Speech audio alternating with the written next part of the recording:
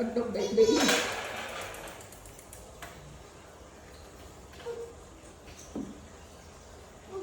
Be careful. Mom. Bỏ đó rồi. Chơi cái nào đây?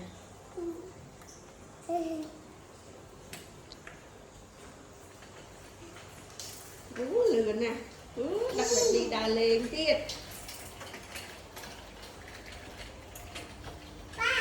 Yeah. Rồi nha. Rồi nha. Con tự ấy mà. Đây con đây. Đấy.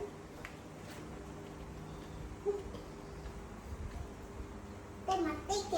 Cái mình tí kì. Ồ.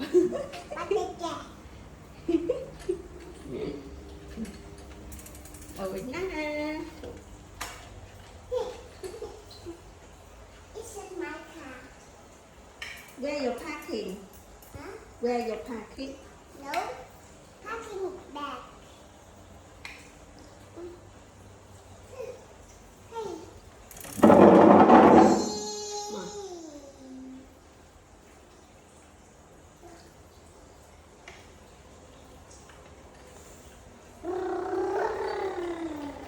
Nó phải chi cái tay thông mà.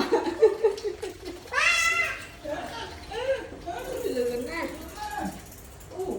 Mẹ con. Ủa cái ăn thẹn á.